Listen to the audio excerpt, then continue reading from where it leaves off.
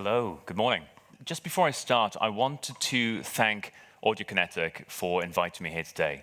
Not only do I get to speak to a bunch of people who are interested in game audio and interactive audio, but I get to speak about a bit of software which I actually really enjoy. And I'm not being paid to say this either. I genuinely love working with Wwise. And there are lots of things from the AAA projects I've worked on and the smaller projects I've worked on which I'm hoping to share with you today. So today's session really about general takeaways from using Wwise on large-scale projects and AAA projects. And we're looking to talk about things like optimization, working with large-scale teams, and also getting from 85 or 90% all the way to 100% and shipping. My name is Dr. Alexander Horowitz. I am the audio director at Improbable in London. And my background is largely in AAA. So I've spent the last 7 or 8 years working as either an audio lead, an audio director, or a head of audio on a bunch of different games. My first credit was on Madden NFL. That was as an audio production assistant. I spent a bit of time in QA and audio QA at Rockstar North and Red Dead 2, GTA 5. And then I was the head of audio on 2 games that we made at Andy Serkis Imaginarium. They were both in the Planet of the Apes franchise. And so I've worked for Warner Brothers and Fox, EA, and Rockstar as well. I did my PhD at the Glasgow School of Art. That's in Scotland. And it was in game development broadly. First master's was in technical broadcast audio, and the second was in games programming and games design. So I'm between essentially the creative and the technical worlds of game audio. I initially trained as a composer, so any composition students or composers in here, I relate to where you are right now and this idea of writing music, not just for games, but also for film and TV, I did a bit of before as well. So I went to the Royal Conservatoire of Scotland, also in Glasgow, and worked with live musicians and instrumentalists and singers there. Most recently, I spent the last 5 years as the audio lead at Studio Gobo in Brighton, down on the south coast of the UK, and that was working on Hogwarts Legacy. And so I was directing the European audio team, working with Jaron Tolman and the amazing audio team who were in Avalanche Software in Utah. And so I had some music on the soundtrack and was largely managing that team there. So today then, I want to start off by talking about optimization for AAA and looking at memory and disk space, looking at CPU usage, looking at streaming budget. And some of this is AAA focused, but much of this will also apply to those of you making indie projects as well. It's very broad and it differs depending on the project. So let's see. Starting off, memory and disk space. One of the first things I like to do when I'm approaching a new project is to look at trying to establish placeholders, trying to get some sort of idea of how big the project is. So that's not just for sound design, but that's also for music, for dialogue, and for ambiences. Seeing if we can get a working estimate of how much data will actually be there on the disk and in memory when we come to ship. Now, you might be saying, well, when you first start a project, you don't know what it is, you don't know what the features are. How do you know how to scope out the size of this project? But actually, there are some things we can start to look at already based on what we're greenlit for the budget size, and also how big narratively or environmentally the project's looking to be. So things like 2D and 3D ambiences. Of course, we could just stick a 2D ambience in each location of the game. But actually, when we start to think about, say, a AAA open world game, we might be looking at something with, say, 5 or 6 distinct biomes. And that suggests to us that there's going to be a certain number of 2D and 3D ambiences required for each of those areas. So when we start to then multiply those areas by the length of those ambiences, by the level of fidelity required in each section, it starts to give us an idea of how much data we might be expecting to load at runtime and how much data we're expecting to ship on the disk at the end. Things like dialogue. Now, again, we can't get an accurate amount of lines, but what we can do is we can say, well, we know how big the narrative team is, and we know how much time they have to write their dialogue. And we also know how much budget we have set aside to record our lines. So if we have a budget, both in the narrative team and a VO recording of, say, 50,000 lines, that suggests to us an average line length and also an average amount of data. Now, of course, this could swing either way. We might find that We have shorter lines. We might find that we cut characters. We might find that we can use some sort of text-to-speech down the line as well if we have certain types of characters who maybe aren't even human. But what it does is starts to put us in the right ballpark for having those estimations. Final thing is music as well. Again, coming back to this idea of developer time and budget, we have an idea of how much music we can necessarily have in the project. So if we have a budget or composer time which spans by the minute for an hour and a half of original music or 15 hours of original music, that gives us an idea roughly of where we might be. And one of my suggestions would be to start to scope this out from the start using placeholder data, getting things into Wwise, and starting to see how the game might function once we get further down in development. I've put a silly screenshot on the right-hand side here. If you get to the point where your footsteps on a single surface for the left foot of your avatar are totaling over 300 gigabytes, you've gone too far. And you know you've gone too far at that point. So this is the kind of ballpark estimation where you should start to be able to get a good idea of where everything lies. There's also this notion of ring-fencing space. So for any technical directors or anyone aligned with technical directors in here, I'm not suggesting that we lie to you and we start stealing data. But what I am suggesting is we start to ring-fence off an amount of memory and disk space that we might be expected to want later on. And this diagram basically suggests two different approaches. We can go in with a Vorbis quality level 4. For those of you who aren't familiar with the codecs, the higher the quality level, the more space we're going to be taking up in memory and disk space. So if we come in at a low level, what we're essentially doing is saying, we don't need any more than that, and we can only really go down from there. When we then go to a technical director later on and say, we want to go to 5, 6, 7, 8, they will say, well, weren't you operating fine at 4 before? One of my suggestions would be to start a little bit higher. Be realistic with the level of audio fidelity that you need for your project. And so if you start at 9, you can always bring it down to 8, 7.5, 7. It's harder to go up when your technical director starts to look at the data usage and sees this ever-increasing amount used by the audio department. A final thing is sample rate optimization, looking at what we can get away with from the player experience. So when I first go into a project, I tend to change the default settings of low, medium, and high to something that's more appropriate. And I don't necessarily think of these as low, medium, and high for the types of sounds always, but also for platforms as well. We'll talk a bit about Generation 8 and 9 platforms later on, but things like PS4 and Xbox One are Generation 8 of consoles, and PS5 and Xbox X and S are Generation 9. So based on the console, we might find that high quality is aligned with 9 and medium or low is aligned with 8. And so what we can then do is start looking at the data saving from what our sample rate optimization settings are. And you can see on the right-hand side there, we've got these initial files that came in at 48K. And because of a lack of high-frequency content, we can get them down to 6K in some instances. There's a massive data saving there. You may be asking as well, how long does this take to do, as in the processing time on a server or on a local machine? And I've looked at this in great detail. This isn't everything from my findings, but this is an idea here of some of the times it may take on your local machine to actually process that sample rate optimization. What I found was I was hitting, on this project, about 10 minutes to build sound banks based on the as input settings. But when I applied sample rate optimization, that was increasing, but not by that much. So actually, there's a benefit there if you can afford to wait on a local machine, or if you can send that off to a build machine or a server somewhere.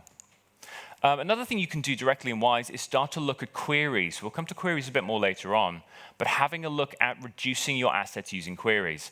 And two questions on here. Do we really need 7.1 assets in the project? Of course, there may be a place for 5.1 and 7.1 assets, but did we mean to put them in at that channel configuration in the first place? Also, do we really need a 2-hour ambience? I see it in projects all the time, even when we've stipulated to a team that they shouldn't be putting something in that's too long, or they should be thinking about channel configurations. Sometimes we make mistakes when we export from our DAW. So we bring something in, and we don't realize that actually instead of just taking this much, we've taken the entire track, and there was something at the end, some noise or some pops or something. And so in addition to things like data validation and these asset validation pipelines, we can use queries to catch these things later on.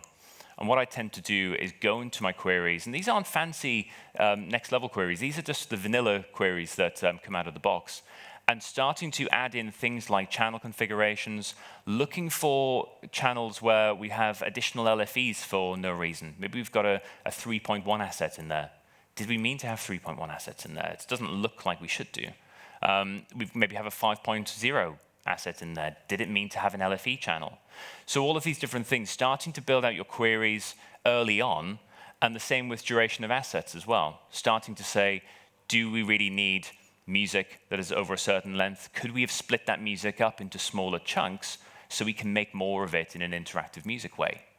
Dialogue, typically I'm not seeing lines of dialogue that are that long either. So if we have a line of dialogue that is more than 30 seconds, maybe a 4-minute line of dialogue, I would be concerned as to why that was there. Again, maybe we've taken the dialogue line and then there's actually some breathing at the end and we've managed to get that as well by mistake. But when we run it through in QA tests, we're not picking that up because it's buried in the mix later on. There's also things like looking at dialogue channels as well. So most of the dialogue that comes into the projects I've been on is coming in at mono because it's played in 3D space using sometimes a cone attenuation from the mouth of the avatar or from NPCs. So we can catch those things as well. And it seems like common sense, but you'd be surprised the amount of Wwise projects I see that are using additional data without realizing it because they're not catching these problems early on. Carry on with memory and disk space, looking at streaming. We'll talk about that more later, but do we even need to load things into memory? And one of the things we can do early on in a project to get an idea of the platform strengths and weaknesses is sometimes what I'll do is I'll take the Boom library, just as an example, sort it by the size and take the 100 top largest files, bring them straight into the Wwise project and set them all to stream and try to play them all from an event and see what happens. And try to run that from the console and see what happens. And see if we can hit a streaming limit where we have an idea of how much we can stream before we break that streaming limit. More on streaming in a bit. So CPU then. Has anyone seen this page before on the AudioKinetic website? Some nodding. This is arguably, at least in my opinion, probably the most important page on the site, other than the login page and the page where you get your licenses from Mike Dremel-Smith. But if you haven't been on here, have a look. This is all about codecs, and this is where you can start to see the comparison on CPU and memory hit based on various codecs. We'll come back to that in a second, but there's this idea, of course, of different levers we can pull about CPU and memory based on Vorbis and PCM. So let's have a look at that in the context of streaming.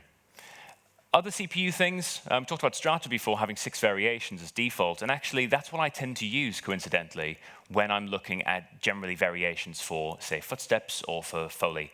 It depends on the context, of course. If you have, let's say, a laser rifle, which is the main weapon in your game, and it's the main way that the player imparts themselves onto the world, then of course it's really important that that has a lot of fidelity, and thus perhaps more variations.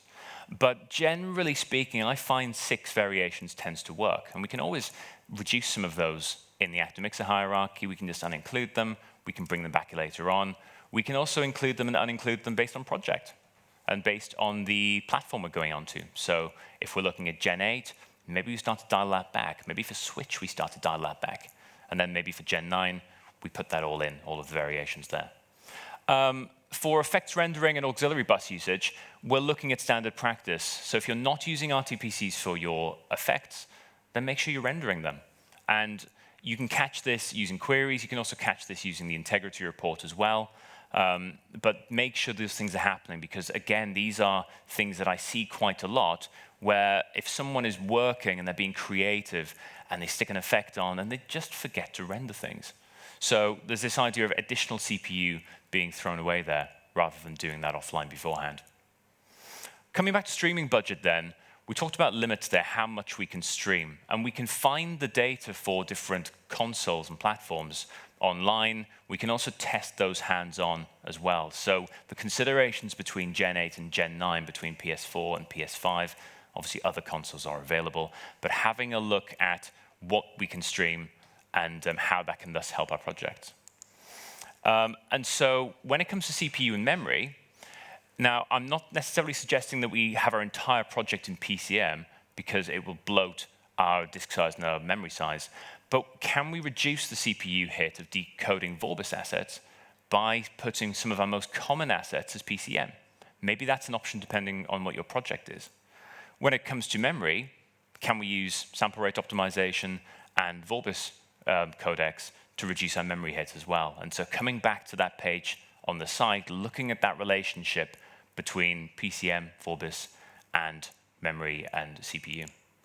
And so we then end up with this idea of these different levers we can pull, where we say, if we want to reduce our memory hit, can we set more assets to stream until we get to that streaming limit that we determined before by essentially blasting Wwise with lots of streaming assets? If we want to lower our CPU hit, can we start to raise the PCM usage in the project? It might not work depending on what we're doing, but it is an option. Then what we can do is use that additional streaming budget in order to bring the memory usage back down. So again, levers we're pulling to make sure that we're just balancing everything out with CPU, and memory, and disk space, and streaming budget there. I put this big line in yellow here that some platforms may be able to support all streamed assets. Obviously, you need to pre-cache the beginning of certain assets if you want them to be locked to events in game or to animations. But if we're looking at music and dialogue and ambiences, it may be the case that we can actually stream far more than we think, especially if we're looking at Gen 9 platforms.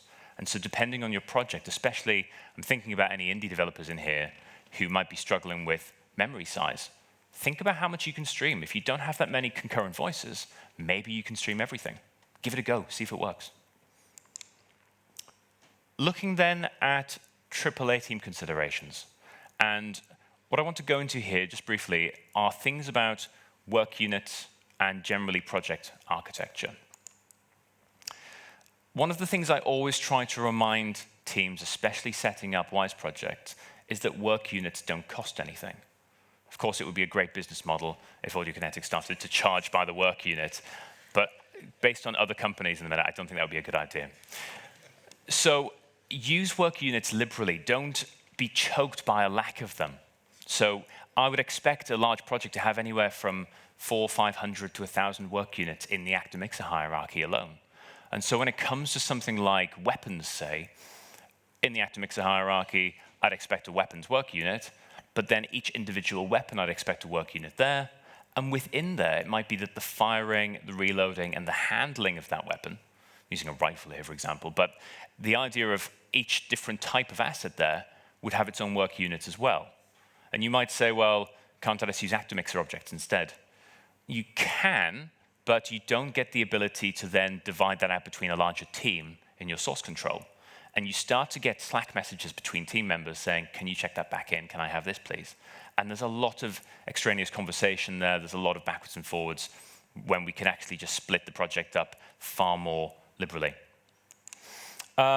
Test banks and this idea of having debug sounds that people can use to test.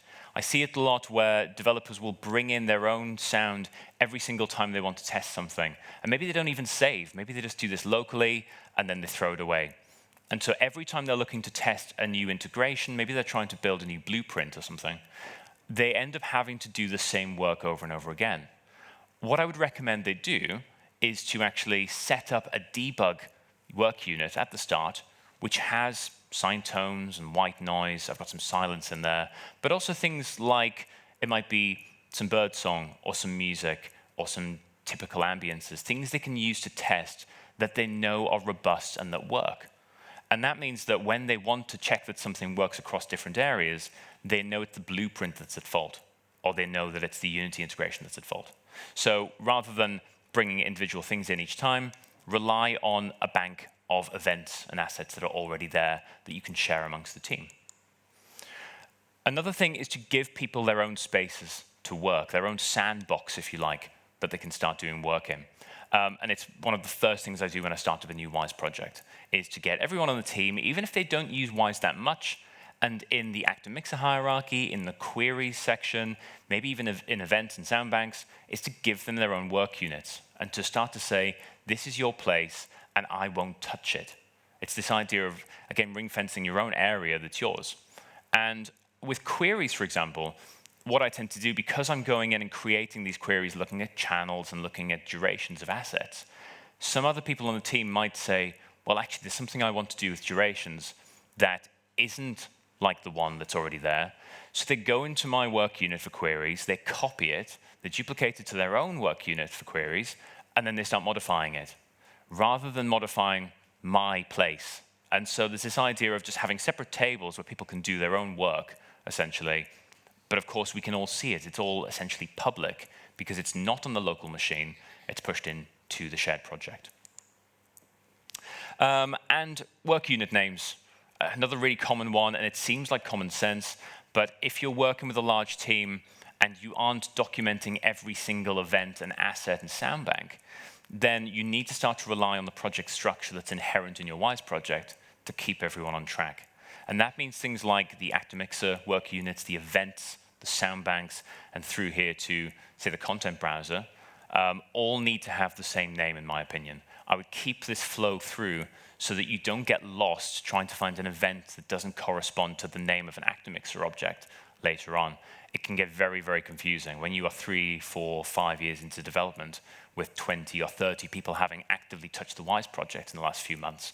The whole thing gets very tangled if you're not careful. So let's look at then this idea of getting from the 80, the 90% through to the 100%, through to shipping. And looking at queries again and looking at the idea of a shipping checklist. So this is essentially the equivalent of having the post-it notes or the sticky notes down the side of your monitor. The notes that say, remember to do this before we ship. Don't forget to do X, Y, Z. And I guarantee that anyone who's done that before and used post-it notes as a way of remembering has forgotten before they did this. It's just 100% guaranteed. So what I try and do is build a shipping checklist using queries that lets me go through. It doesn't need to be at the very end. It could be 6 months before Gold Sub. But start to go through and getting into the habit of creating a checklist to work through. Setting objects to stream. We talked before about this idea of streaming all of our dialogue or all of our music. So if we've made the decision to stream all of our dialogue and our music, we should be catching the music and dialogue that isn't being streamed in a query. And so if we are bringing in new music tracks, yes, we might have something that when we submit the tracks, there is an asset validation in there that goes into the XML work unit and starts modifying the parameters. But most likely, we've dragged something in, we've forgotten to set it to stream. Now we've got a bloat in the memory size and in the disk space. Sorry, not in the disk space, but we've got the memory sizes increased. And then we start to have problems with sound banks. And so having this in there to catch those new assets coming in can be really useful. Setting effects to render. Now, this is in the integrity report, if you run this, but it might not be exactly set up for how you want it. You might want some effects not to be rendered because you're planning on adding RTPCs to them later on, for instance. But going through and making sure that that rendering is being done rather than having to remember to do it, leveraging the tools that are in there to just save you the hassle, essentially. That's the idea of the integrity report. Anyone use the integrity report on a regular basis? Hands up. A little, a few, not as many as you might expect, potentially, but definitely look at that as well alongside queries. Unincluding assets. We talked before about having your debug assets, your sine tones, your white noise, your silencers, making sure that those work units aren't being included in the final shipping build. So if we're putting in anything that's not generated by the CPU, let's say we've got things like some test ambiences, some debug music, and we're including that in a sound bank, if that sound bank is debug, making sure that that comes out before we ship. And again, you'd be surprised, data miners find this all the time when they're looking at big AAA titles. They're looking for pieces of information that have been kept there by mistake, and they usually find something because we often forget to take those things out at the end of the project because the project is so busy at that point and everyone's trying to fix bugs and trying to get last-minute content in there. Default conversion settings. The concept in itself is not terrible, but I hate seeing it. And the reason I hate seeing it is because when we allow things to go to default conversion settings, we haven't made a conscious effort to set the conversion settings on those assets. So we don't necessarily know whether they've gone to the correct dialogue, ambience, high sound design, low sound design, or music conversion settings, just to name a few. So what I try and do is make sure that anything that is left that's been on default conversion settings that we can catch before we ship, and that we can say, oh yes, that's music, that goes into the music conversion settings, and et cetera, et cetera. Asset validation, looking at things like, is there any dialogue that isn't mono? It might be that you have 5.1 dialogue assets in your project, but generally speaking, if you have made an effort to keep everything as mono, but you've mistakenly exported something as stereo later on, are you duplicating the data size? Well, potentially. So catch it with queries later on. Don't worry about it all the time, but as you're going through the shipping checklist, start to use this as a way of catching these errors that we all make. I make them all the time. So trying to make sure we just stop those things from going into a final shipping build. And finally, then, looking at a final optimization pass. So all those things we talked about before, memory, disk space, streaming, CPU, along with the asset reduction, using queries, and all the other different levers we can pull, using all of those different tricks, sticking them all in a shipping checklist so that we have a methodical set of bullet points to go down, essentially. And there we have it. That's my thoughts on optimization, team structure, and also this idea of the shipping checklist. It's been great speaking to you all, and I wish you all the best with your projects, whether they're indie, AAA, and everything you do. Thank you. And good luck.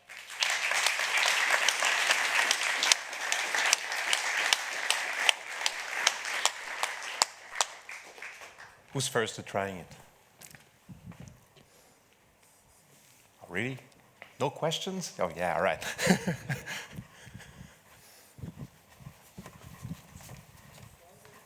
Oh, yeah. Thank you so much. Oh, my God.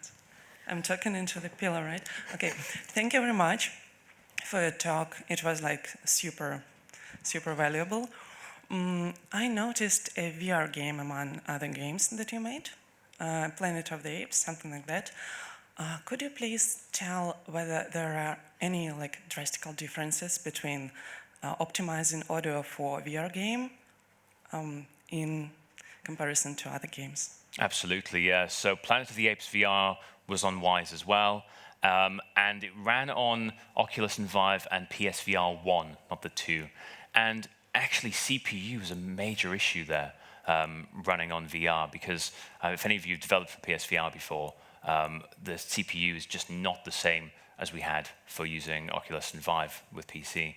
And so a lot of the things I was talking about there are to do with memory and disk space, and that seems to be on AAA one of the biggest issues. It's trying to squeeze this really big game into a really small space, despite the fact we've got Gen 9 consoles now.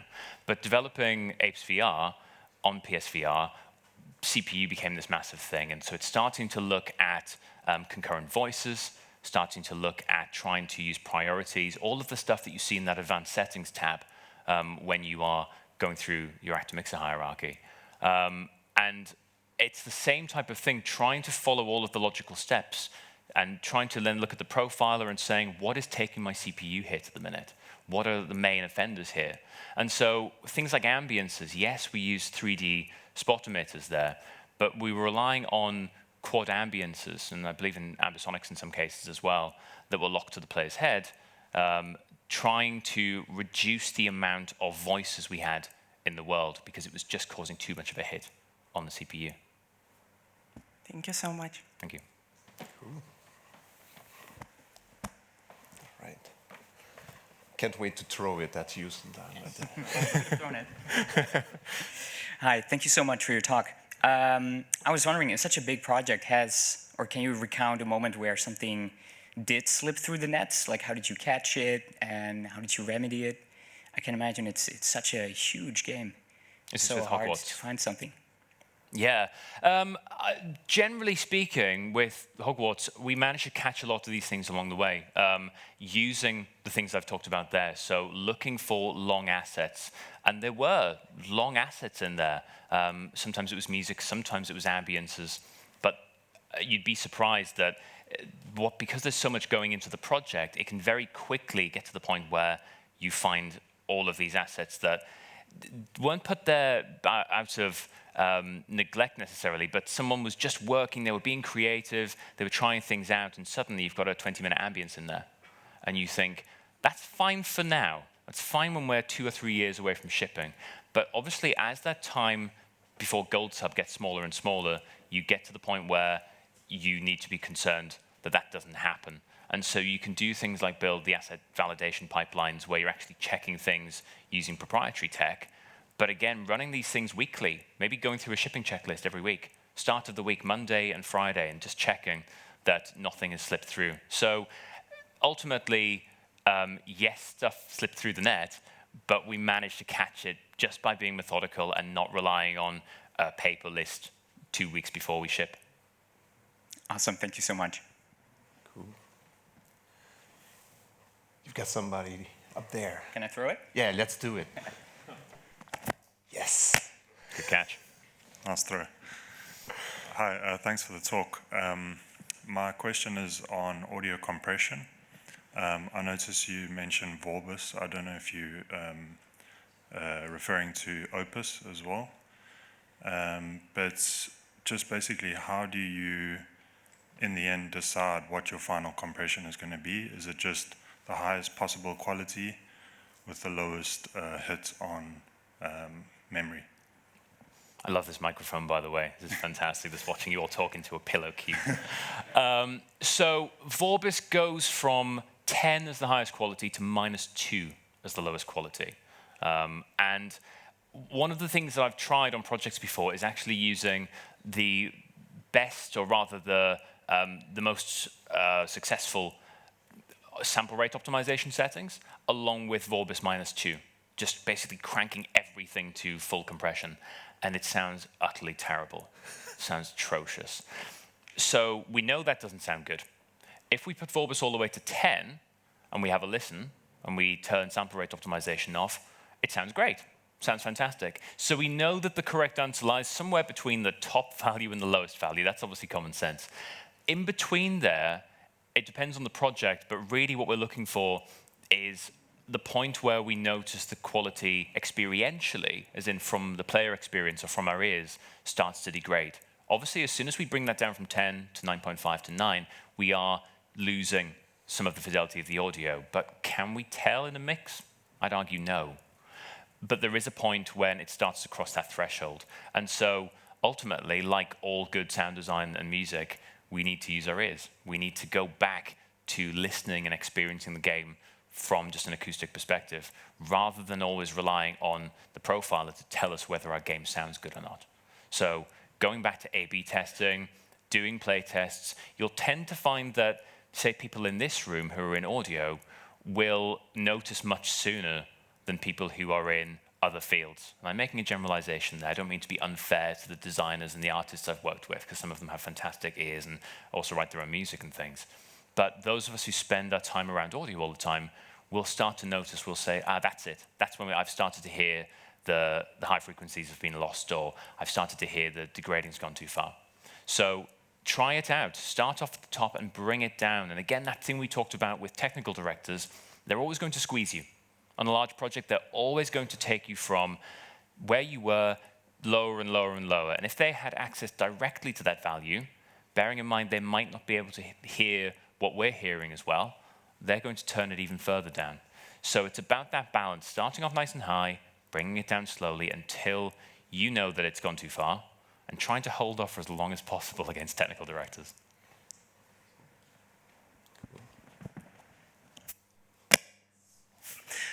Thank you so much for a really valuable talk. I was wondering, kind of on the same vein, when it comes to optimization, if you could expand a little bit more on kind of timing, and also not just for conversion settings. Like you said, tech directors are gonna squeeze you, but like when in a large-scale project is it time to start optimizing? I mean, because I'm thinking maybe too early is not a good idea, so they'll start squeezing early, and then you won't have much room to grow or room to do much. So, like, yeah, could you expand on that a little bit, do you think? It's a really good question, actually.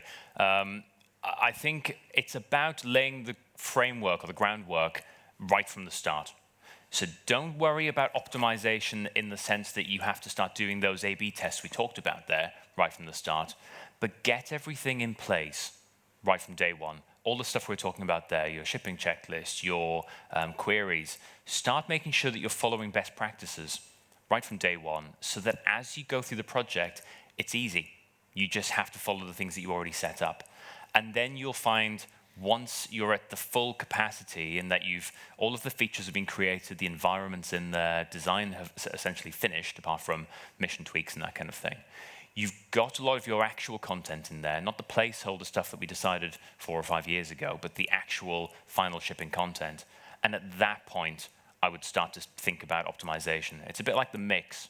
So we don't do the mix on the final day and that's it. We pre-mix as we go along. We make sure levels are roughly in the right place. We start thinking about mixing as we're creating, but it gets to a point where all of the content is in, and then we say, okay, it's time to really put our mixing hats on. It's time to really put our optimization hats on. So start at the beginning with an ongoing process, but then when you've got everything in, start to really think about squeezing that in, trying to fit it on the platform. Hi, thank you so much for your talk. So with the new gens in consoles, they are here now, and we're leaving slowly the old gens behind us. I wonder what your thoughts are about the next few years, what it means in terms of optimization, asset streaming, but also the amount of assets that are being used in a project, for example. And I wonder what your thoughts are on that topic. Projects are getting bigger and bigger, aren't they? If you look at just the size of maps and the amount of time and money and developer effort that goes into projects now, it's huge. And one of the things that's interesting is we always develop for the biggest amount of resources available. So if someone released a next generation, a 10th generation console today, developers would instantly turn everything back up to full. So we'd start putting Vorbis back up or looking at sticking everything to PCM, and artists would start upping the resolution on their textures, the amount of polys would increase. So we're always expanding to fit the space. I suppose it's this idea of Parkinson's law, isn't it? The idea that the task expands to fit the time allotted to it. It's that the game expands to fit the resources available for it. So when a new console comes along, I can only expect that we'll essentially be doing initially less optimization work because we won't need to worry about that value getting too small. But then it starts to raise questions about, well, what do we do with all this extra juice in the console? Now we want to start doing clever things like generating assets on the fly or generating dialogue on the fly. Can we do some sort of text-to-speech, which is based on some large language model? Can we do something clever with reverbs that instead of baking them into the environment, can we start using all of this extra CPU to actually map out the geometry of the space and have real-time convolution reverbs that are based on that geometry? All next-gen thinking things, but it's definitely the way it'll be going. So I just see the games expanding all the time, and we're constantly in this battle where we want them to be as big as possible, but we're constrained by the physical reality of the hardware we're dealing with. Thank you. I think that's us. Wonderful. Well, thank you for all your questions. Some really great questions there, by the way. And enjoy the rest of the day. Great.